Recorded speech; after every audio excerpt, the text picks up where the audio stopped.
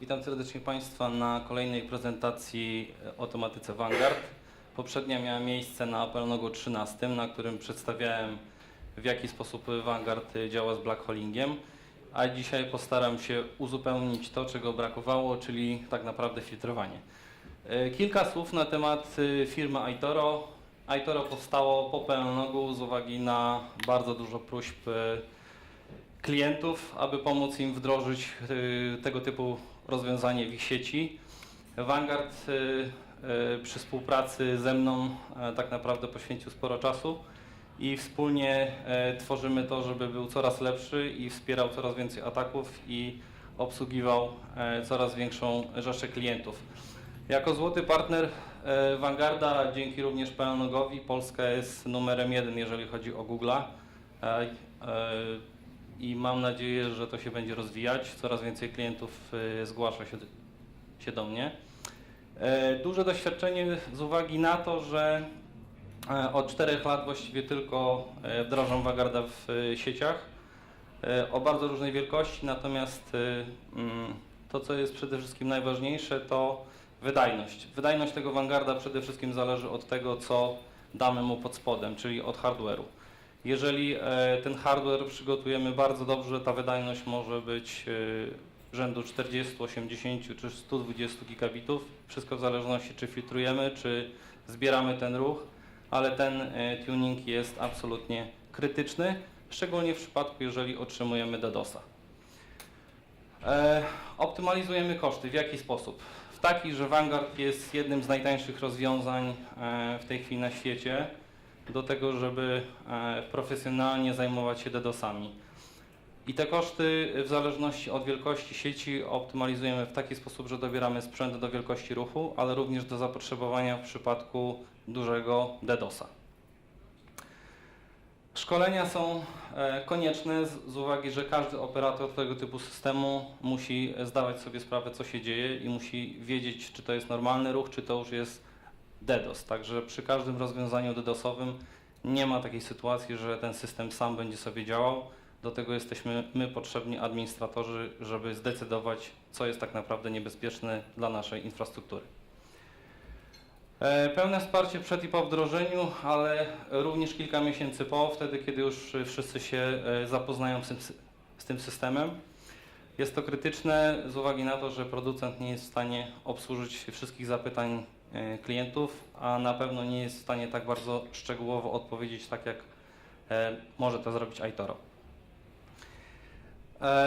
I przede wszystkim to, co jest ważne, iToro nie tylko zajmuje się samymi serwerami, wdrożeniem Vanguarda, ale również pomaga skonfigurować sieć w taki sposób, aby to wdrożenie było szybkie, sprawne i nie zajmowało za dużo czasu oraz nie wpływało negatywnie w żaden sposób na infrastrukturę podczas wdrożenia.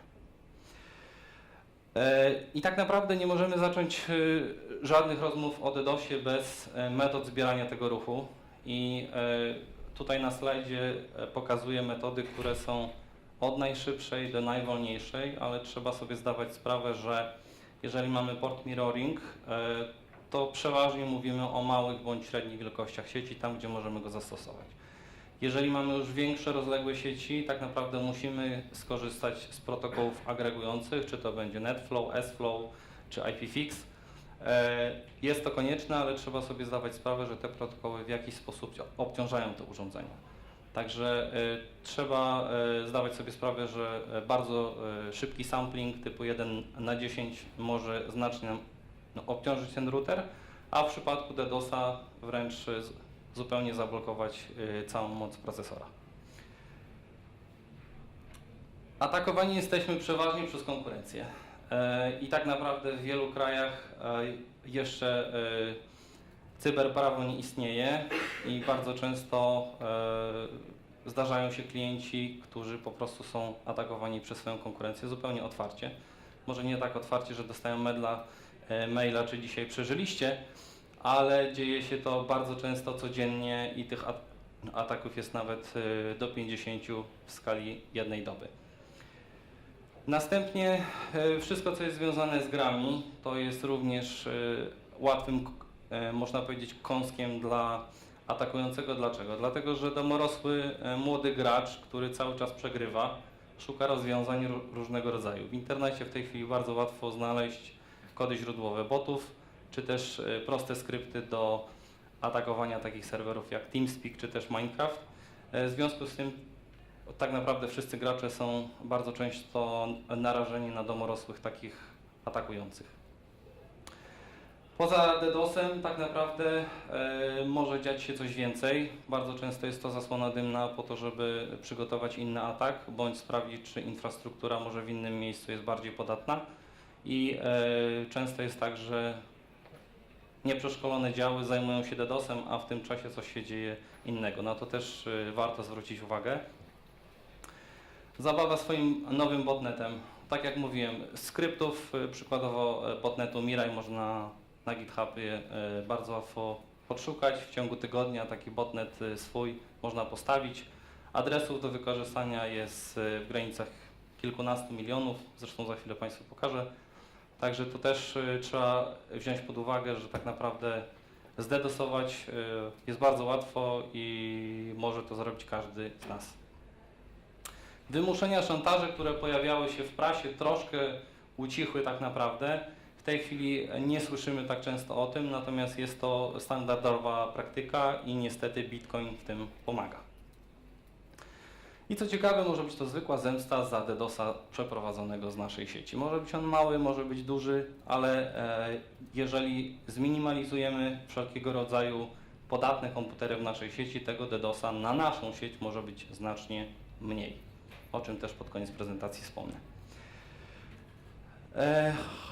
Hosting jest chyba najczęściej atakowaną sferą i tak naprawdę w przypadku DDoS-ów, jeżeli hosting nie potrafi sobie poradzić z tym DDoS-em, bardzo często jest tak, że pierwsze wyszukiwanie klienta w Google to jest po prostu innego hostingu szukamy. Tak? Szukamy takiego, który jest w stanie obsłużyć ten ruch, ochronić się i to skutecznie w taki sposób, żeby nasze serwisy były dostępne. Następnym kąskiem ciekawym to są dostawcy internetu, z tym, że tutaj częściej atakujący wybiera ofiary pojedyncze, czyli naszego abonenta w domu, który czy gra w grę, czy po prostu coś robi, ale to jest najczęstszy tak naprawdę wektor ataku skierowany w pojedynczego użytkownika.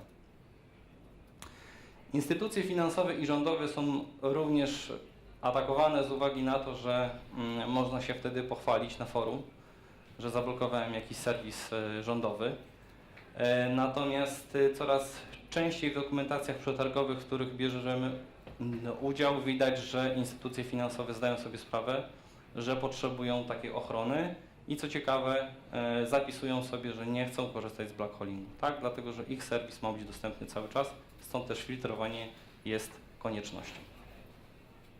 I na końcu, tak jak mówiłem, wszędzie, gdzie mamy hazard, gdzie mamy gry, tam jest duży biznes, tam jest bardzo łatwo potencjalnego chętnego poszukać, aby zapłacił za DDoS-a, czy też wygenerował jakąś stratę. Kilka słów o dobrych praktykach. Wiadomo, żeby przefiltrować ruch, musimy mieć wystarczające łącza, aby ten ruch przyjąć. Dlatego, że nie ma mowy o filtracji, jeżeli my nie przyjmiemy tego ruchu. Te łącza powinny być przede wszystkim możliwie skonfigurowane w taki sposób, żebyśmy mieli jak najwięcej po łączach peeringowych, żebyśmy dostępni byli w lokalizacjach, na których nam najbardziej zależy, a łącza światowe powinniśmy mieć na tyle z zapasem, aby przyjąć średniej wielkości atak, tak? Nikt nie będzie z nas płacił bardzo dużej kwoty tylko po to, żeby się przygotować na DDoS, który może, a może nie się zdarzy. Kolejna sprawa to aktywna ochrona DDoS-owa oraz przede wszystkim Web Application Firewall. Dlatego, że ochrona w przypadku Vanguarda działa do warstwy 4, natomiast wyższe warstwy wymagają już troszeczkę mądrzejszej logiki, która dopiero może się odbywać na urządzeniach bądź rozwiązaniach, które są do tego typowo przystosowane. Polityki BGP. W przypadku polityk BGP tu za dużo nie zrobimy, ale możemy w znaczny sposób ograniczyć przyjmowanie wszelkich prefiksów, które są zespoofowane.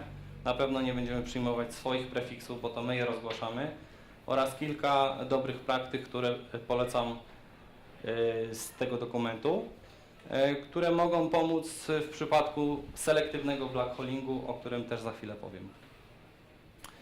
Monitorowanie. Nie tylko powinniśmy monitorować to, co do nas przychodzi pod względem DDoS-a, ale również powinniśmy monitorować to, co jest wewnątrz naszej sieci. Czyli poza komunikacją między działami czy komputerami powinniśmy też wiedzieć, co wychodzi z tej sieci. I jeżeli wychodzi tego bardzo dużo, to możemy być tak naprawdę źródłem DDoS-a, który wychodzi z naszej sieci i blokuje nam całe wyjście. W tym przypadku Vanguard niezupełnie w tą stronę działa, więc musimy być przygotowani w taki sposób, żeby wystarczająco wcześnie zorientować się, że mamy na przykład 100 komputerów zombie i każdy z nich wysyła po 2 mega. Jeżeli to wzrośnie i będzie niekontrolowane, możemy mieć z tym problem, jeżeli to nie będzie skierowany atak na jeden cel. Rozproszenie infrastruktury. To bardziej dotyczy poradnika wszystkich dużych operatorów, którzy mają swoje POP-y w wielu miastach czy też krajach. Im bardziej rozproszona infrastruktura, tym jest łatwiej usunąć ten atak przy samym źródle. Czyli nie musimy przyjąć tego w jednym centrum, tylko tak naprawdę blokujemy ten ruch już na wejściach tam, gdzie on przychodzi. Przykładowo z Chin. Tak, to wtedy tam, gdzie mamy POP-a w Chinach, on się zajmuje przede wszystkim mitygacją tego ataku. Plan akcji. Plan akcji bardzo często jest przygotowywany przez działy, które się zajmują security, czyli tak jak mamy NOC, to mamy SOC. Natomiast w mniejszych firmach bardzo często takich działów nie ma. Co nie znaczy, że takiego planu w przypadku, jeżeli coś się dzieje z naszą siecią, nie powinniśmy sobie przygotować i zastanowić się, co robimy i do kogo dzwonimy, jeżeli przestaje nam działać wyjście na świat, jeden peering, drugi peering, padły wszystkie DNS-y bądź usługi. Powinniśmy być przygotowani, że ten atak, który trafi do nas, on jednak skutecznie coś położy. I musimy być przygotowani, co poświęcić, żeby pozostała część sieci przeżyła. I to, co jest bardzo ważne, czyli Public Relations, pamiętajmy o tym, że nasi klienci powinni być informowani w miarę na bieżąco. Nie czekajmy 6 godzin, aż się skończy DDoS i nasze usługi wstaną. Poinformujemy wcześniej, tak? Od tego jest Twitter, Facebook. Na komórce nasza sieć powinna dalej działać, więc starajmy się jednak dotrzeć do tego klienta, żeby nie szukał tego następnego hostingu, tylko został z nami. I to, co najciekawsze, czyli protokoły, które wykorzystują amplifikację. Proszę zwrócić uwagę na to, jakie mamy ratio po lewej stronie na czerwono. To jest bardzo duże. W przypadku Memcache'a na szczęście tych serwerów nie jest aż tak dużo dostępnych na świecie, bo zaledwie 30 000. Ale jeżeli pomnożymy 30 000 razy 50 000, to już tego DDoS-a można przeprowadzić całkiem skutecznego. W przypadku pozostałych protokołów, za chwilę pokażę Państwu liczby, które troszkę przerażają. Ale to, co jest ważne, to że DDoS-y nie są skierowane w tej chwili od pewnego czasu na jeden adres IP. Bardzo często atakujący korzysta z wielu wektorów ataku i wykonuje coś takiego, co się nazywa carpet bomb, czyli całkowite zniszczenie. Czyli po prostu wysyła po 1 giga na każdy adres, jaki mamy. Wtedy, jeżeli mamy blackholing, sprawa jest bardzo prosta, wycina nas absolutnie całkowicie. I statystyki. Mamy 3 miliony na każdy z tych protokołów adresów, które można wrzucić sobie w skrypcik i przepuścić DDoS-a na wszystkich na świecie. Czyli mamy jakieś 12 milionów adresów, które jeżeli by ktoś wykorzystał w miarę szybko, to nie wiem, czy któraś sieć mogłaby tego nie wytrzymać. Na pewno najwięksi mogliby sobie z tym dać radę, ale średnie sieci myślę, że miałyby dosyć duży problem i blackholing mógłby być jedynym rozwiązaniem. Na szczęście nie jest tak źle, dlatego że w większości przypadków 80% ataków mieści się do warstwy 4, co jesteśmy w stanie zablokować Vanguardem czy też innymi rozwiązaniami, nawet open source'owymi. W związku z tym te 80% jesteśmy w stanie albo zablokować, albo przefiltrować i zostaje nam 20%, które powinniśmy obsłużyć w wyższych warstwach. Na pewno wszyscy, którzy próbowali postawić WordPressa, pierwszy atak po dosłownie kilkunastu minutach czy kilku dniach był na XML RPC i jest to absolutną normą. W tym przypadku niestety musi być Web Application Firewall, który przed tym nas ochroni. Na szczęście nie jest tak źle, dlatego że prędkości ataków są w zależności od regionu, raportu, to jest jakaś taka uśredniona ilość, które tak naprawdę jesteśmy w stanie obsłużyć w granicach od 2 do 5 giga. Jeżeli mamy takie łącze, to naprawdę jesteśmy w stanie wytrzymać. Oczywiście mówię tu o takich średniej wielkości sieciach, bo duże mają znacznie większe pasmo, ale oznacza to, że ten ruch jesteśmy w stanie przyjąć i przefiltrować. Krótkie podsumowanie dla tych, którzy świadczą usługi multimedialne z internetem. Przeważnie dla użytkowników końcowych te ataki są małe i bardzo krótkie, dlatego że niewiele wystarczy do tego, aby tak naprawdę użytkownika domowego pozbyć się. Czy to dostanie 500 mega, na pewno jeżeli ten atak przejdzie do jego routera domowego, nie słyszałem, żeby jakiś router domowy był w stanie wytrzymać tego typu atak. Na pewno zostanie rozłączony. Druga sprawa to ataki na infrastrukturę. Te są troszkę dłuższe z uwagi na to, że one muszą zaboleć. Dlatego atakujący nie próbuje wysyłać krótkich ataków, tylko uruchamia wiele wektorów i stara się uprzykrzyć życie na dłużej. I tak jak mówiłem, w przypadku blackholingu, jeżeli atakuje nas po całej klasie C, czy też po wszystkich naszych adresach, wtedy ten blackholing tak naprawdę może okazać się zgubny. Kilka ważnych pojęć. Dla tych, co nie wiedzą, blackholing to jest po prostu blokada adresu IP u naszego dostawcy w taki sposób, że ten ruch do nas nie dociera. I kolejne ważne pojęcie to jest flowspec, którym dzisiaj będziemy się chwilę zajmować. To jest rozgłaszanie reguł firewallowych za pomocą protokołu BGP. Vanguard pełni rolę kontrolera, a nasz router będzie pełnił rolę klienta, który te reguły będzie instalował w trakcie detekcji ataku. Te reguły pozwalają nam przede wszystkim ograniczyć pasmo albo całkowicie zablokować dany flow, który przychodzi na ofiarę, przekierować to na przykład do VRF-a, który wskazuje na Vanguarda w celu filtracji, bądź też przestawić bity DSCP, jeżeli mamy jakieś bardziej skomplikowane rozwiązanie, które w zależności od tych bitów potem zajmuje się processingiem trafiku w celu dalszej i wyższej filtracji w warstwach. Krótki schemat. Po środku mamy nasz router, który wspiera blackholing. Jest to zwykła sesja BGP zestawiona z Vanguardem. Ze switcha mamy port mirror. W przypadku, jeżeli występuje blackholing, następuje BGP update do naszego routera. Nasz router rozgłasza to do naszych upstreamów i następuje ciemność.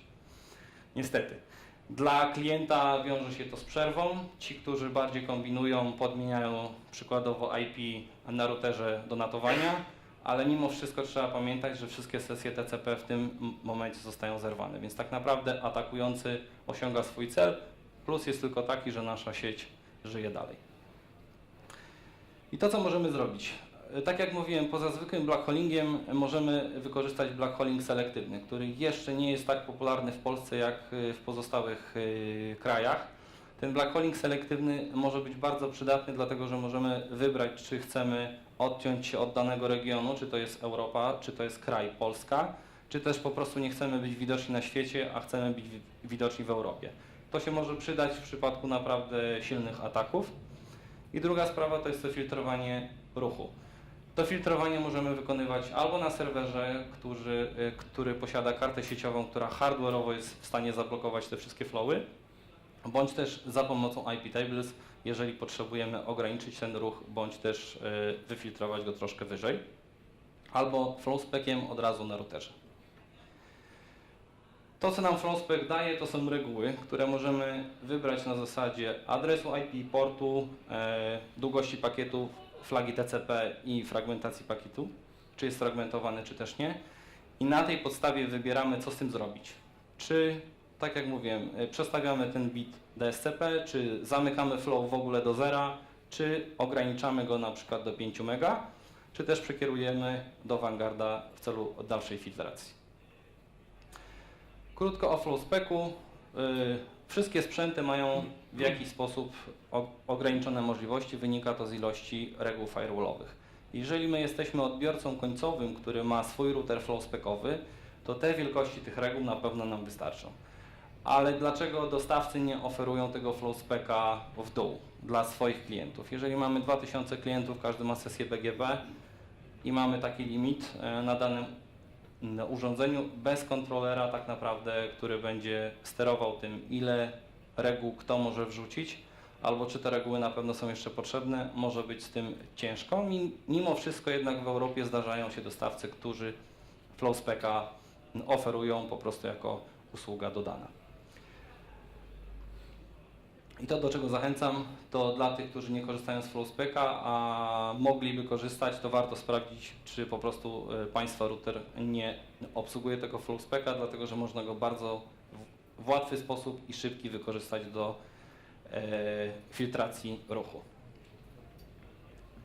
Jak wygląda filtrowanie trójstopniowe, wielostopniowe ze wszystkim, co możemy zakupić albo wdrożyć? W tym przypadku mamy Vanguarda.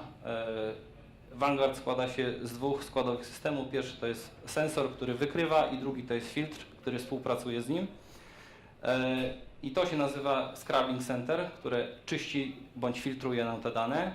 Po środku mamy router, który wspiera wszystko, czyli ma firewalla takiego standardowego, na przykład ma przycięty protokół NTP w taki sposób, że na przykład nie pozwalamy więcej niż 20 mega, dla małej sieci w zupełności to wystarczy. Wspiera FlowSpec'a i ma w razie co blackholing, jeżeli tego ruchu byłoby za dużo. I tak naprawdę, jeżeli Vanguard wykryje atak, następuje BGP update FlowSpec'owy, router instaluje sobie tą regułę w firewallu i ta blokada następuje już na samym początku. W związku z tym, nawet jeżeli potem przekierujemy ruch, to Vanguard już nie zobaczy tego ruchu, jeżeli wszystko zostanie zablokowane FlowSpec'iem, bądź jeżeli nie wszystko jest w stanie zablokować FlowSpec'iem, przekieruje ten ruch do siebie i będzie próbował to wyfiltrować za pomocą IP tables. Jeżeli nie mamy FlowSpec'a, to co jest jeszcze ważne, tu się pojawił dodatkowy router. Jeżeli mamy FlowSpec'a, możemy mieć jeden router, zakręcić tym ruchem i wracając ten ruch nie spowoduje pętli. Jest to bardzo wygodna sprawa, dlatego że w innym przypadku sporo sieci może mieć z tym problem. Wykorzystując FlowSpec'a tak naprawdę my definiujemy, które interfejsy biorą udział w przekierowaniu, a które nie. Przeważnie definiuje się to w taki sposób, że FlowSpec'a włączamy na interfejsach przychodzących, a wszędzie tam, gdzie mamy downstream, wyłączamy FlowSpec Processing. Jak wygląda to od strony Vanguarda? Tutaj mamy górny wykres, na którym widać, że mitygacja nastąpiła za pomocą software'owego firewalla. To jest taka ta niebieska mała ikonka, a na dole mamy to samo, czyli mitygację z filtracją ataku za pomocą karty sieciowej. To jest ta zielona mała ikonka. Różnica jest taka, że w przypadku software'owego firewalla niestety procesor bierze udział, a w przypadku hardware'owego w ogóle nie bierze udział, dlatego że te pakiety nie wędrują dalej do naszego systemu. Filtrowanie software'owe pozwala nam na troszkę więcej rzeczy, stąd te opcje do wyboru tutaj poza protokołami są różne. Możemy też ograniczyć prędkość. W tym przypadku jest tu reguła wpisana, że wszystko powyżej 500 pakietów dla protokołu NTP zostanie odrzucone. Jeżeli chodzi o przykład, to mamy tutaj 500 tysięcy pakietów w ataku i pozwalamy tylko 6 tysięcy. Zielona linia jest tak naprawdę prawie niewidoczna z uwagi na to, na dysproporcję ataku do tego, co pozwalamy przepuścić. Natomiast w tym przypadku tak naprawdę Vanguard Filter spełnił swoją rolę, bo całą resztę, która by trafiła na ofiarę, przefiltrował. W hardware'ze mamy znacznie mniej do dyspozycji, bo tak naprawdę kończy się na parze IP i port. Natomiast plusem oczywiście tego jest to, że dzieje się to przede wszystkim w hardware'ze, nie wpływając w żaden sposób na wydajność całego serwera. Czyli mamy tak naprawdę line rate bez żadnych problemów. Tu jest przykładowo pokazany filtr, który na żółto ma flagę zdropować i hity to są pakiety, które zostały złapane przez ten filtr i usunięte.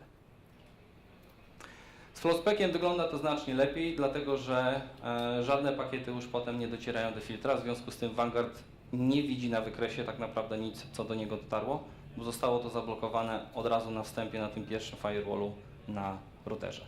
W związku z tym nie dość, że karta sieciowa nie musi nic robić, to sam serwer również śpi. Jak wygląda to od strony Junipera? Od strony Junipera możemy podejrzeć reguły flow-specowe przede wszystkim w tablicy iNet Flow BGP, w której będą wpisane wszystkie reguły i update'y wraz z informacją, skąd pochodzą i co zawierają. W tym przypadku mamy tutaj traffic rate, który tak naprawdę mówi o tym, że mamy ten ruch przyciąć. Reguła mówiąca proto 17 to jest protokół UDP i port 123, czyli mamy znowu NTP. Reguła BGP jest potem tłumaczona na regułę firewallową, którą mamy tutaj wyżej i tam możemy zobaczyć, ile tych pakietów było tak naprawdę. Natomiast trzeba pamiętać o tym, że ten flowspec działa w całym routerze na wszystkich interfejsach, które ten flowspec ma obsługiwać. Także jeżeli zablokujemy całkowicie powiedzmy NTP nie tylko dla tego adresu, to wytniemy całe NTP z naszej sieci. I gorąco zachęcam do tego, żeby pomyśleć nad flowspeciem swojej sieci z uwagi na to, że wystarczy nam jeden router. Wdrożenie jest bardzo szybkie, wystarczy skonfigurować tak naprawdę Vanguarda sesję BGP. Dzięki flowspecowi nie musimy się martwić o to, żeby w jakiś sposób dokupić drugi router albo zmienić całkowicie zarządzanie tym. Nie jest to zupełnie konieczne. I to, co jest ważne, starajmy się korzystać z VRF-ów z uwagi na to, że stosując tunele możemy mieć problemy z TCP MMS, czyli po prostu w przypadku większych nagłówków TCP mogą być problemy przy przekazywaniu do filtra i przez tunel.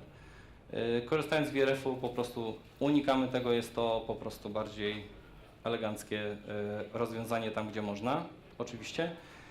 Filtracja tak naprawdę następuje automatycznie. Vanguard zajmuje się sterowaniem wszystkich reguł, a my pod koniec otrzymujemy raporty tak naprawdę na maila. Jedyne co nam pozostaje to żeby sprawdzać, czy wszystkie raporty i ataki, które zostały zaklasyfikowane jako ataki, to są prawdziwe ataki. Raporty na maila można zawsze skonfigurować, żeby dostawać tylko jakieś ważniejsze albo większe, bez potrzeby zaspamowania naszej ważnej skrzynki. I teraz chciałem powiedzieć o takim eksperymencie, który przeprowadziłem w kilku sieciach a propos redukcji ilości ataków DDoS na sieć. Okazuje się, że tak naprawdę nawet można zmniejszyć ilości tych ataków o 80%, jeżeli mamy do czynienia tu z sieciami kablowymi. W przypadku hostingu, no wiadomo, że nie wszystkich zmusimy do tego, żeby załatali swoje serwisy, albo zablokujemy importy, czy to serwera czasu, czy też inne. W związku z tym gorąco zachęcam do tego, żeby skorzystać z serwisów N6 i Shadow Server, które publikują listy otwartych portów w naszych sieciach, ale również hostów, które mogły być przejęte przez jakiś malware, albo wirusy, albo trojany. Pozwala to na bardzo łatwy sposób, bez wydawania żadnych tak naprawdę pieniędzy na infrastrukturę, sprawdzić, czy nasza sieć jest po prostu puszką Pandory i nie wypadałoby coś posprzątać. Okazuje się, że blokując większość tych protokołów oraz wyleczając te wszystkie komputery, możemy naprawdę zdziałać bardzo dużo. Podam taki przykład. W jednej z sieci mieliśmy szkołę, w której było około 500 komputerów, z czego podejrzewam 90% była zawirusowana absolutnie wszystkim, co się tylko dało. Po zablokowaniu wszystkich portów i zostawieniu tylko to, co było konieczne, tak naprawdę na szkołę, która dziennie otrzymywała jakieś 10-20 ataków, nagle zrobiło się zupełnie zero. Także mimo wszystko ten malware ma jakieś przełożenie na to, czy jest po prostu atakowany. Wiadomo, że to się tyczy bardziej takich zwykłych komputerów, użytkowników, niekoniecznie data center. I tak jak mówiłem, ta blokada portów jest konieczna. Użytkownicy, którzy nie są świadomi, myślę, że spokojnie można poblokować większość tych protokołów, które są wykorzystywane do amplifikacji. Zostawić tylko to, co musi być, a jeżeli już zostawiamy, to przynajmniej ograniczmy to pasmo, żeby w żaden sposób ten DDoS nie wychodził z naszej sieci. Kolejna sprawa to spoofing, który był często poruszany na pozostałych PLNOG-ach. Koledzy mówili, że gdyby wszyscy nie pozwalali na spoofing, tych DDoSów i tak naprawdę skutków byłoby znacznie mniej. I jest to prawda, dlatego jeżeli ktoś chce sprawdzić, czy jego sieć blokuje wszelkie spufowane adresy, to polecam to narzędzie. Zajmuje to jakieś 5 minut. Narzędzie stara się wysłać kilkaset pakietów do różnych sąd po całym świecie. Jeżeli któraś sonda to odbierze, tak, to znaczy, że taki spoofing był możliwy. Jeżeli żadna tego nie odbierze, to znaczy, że mamy sieć szczelną i porządnie zabezpieczoną.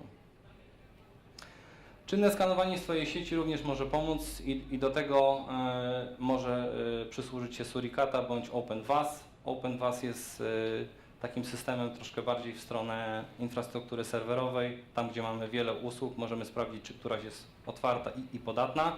Suricata bardziej od strony zwykłego IDS-a, IPS-a, który niestety trochę wymaga swojej pracy, tak żeby to się nadawało do korzystania, a nie otrzymywania miliona alarmów. I na koniec to, co mówiłem, czyli monitoring ruchu sieciowego, bo póki te małe DDoSy z naszej sieci wychodzą i to jest 1-2 mega przy niedużej ilości użytkowników, to wydaje się, że to jest normalny ruch, ale w momencie, kiedy mamy weekend, może być sytuacja, w której tak naprawdę tych hostów bierze większy udział i wtedy jest bardzo często spory problem, żeby to zablokować skutecznie. I na tym to wszystko. Udało mi się zmieścić w czasie. Jeżeli są pytania, to zapraszam. Czy są jakieś pytania? Chyba nie. To bardzo dziękujemy. Ja może Jest? O. coś się znajdzie.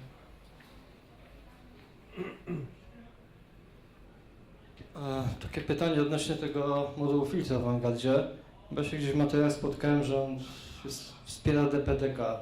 By Pan coś mógł w stanie więcej To znaczy tak, powiedzieć jeżeli na ten chodzi temat? o moduł filtra, to jeszcze DPDG nie wspiera. Sensor wspiera w taki sposób, żeby detekcja była możliwie najszybsza, na przykład bez modułu PF-Ring, tak? Więc jak gdyby po to jest DPDG. Filter będzie to wspierał kiedyś? Filter prawdopodobnie będzie wspierał. Nie To- wiem, czy w tym roku jeszcze, ale są takie plany. Dobra, jeszcze jedno pytanko odnośnie Symproxy, bo widziałem, że jest taka funkcjonalność. Tylko pytanie, czy to będzie działać z ruchem asymetrycznym, czy musi być ruch symetryczny? No lepiej, żeby był ruch symetryczny, ale to wymaga obsługi drugiej strony, tak? Właśnie to jest Czyli końcówki. dość kłopotliwe. No niestety na to nie ma O ile specjalnie. dobrze rozumiem, to jest to Symproxy z Linuxa po prostu, tak? Tak. Okej.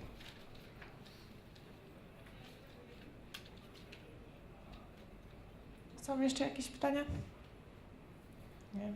Dobrze, to dziękujemy. Zapraszamy na przerwę teraz.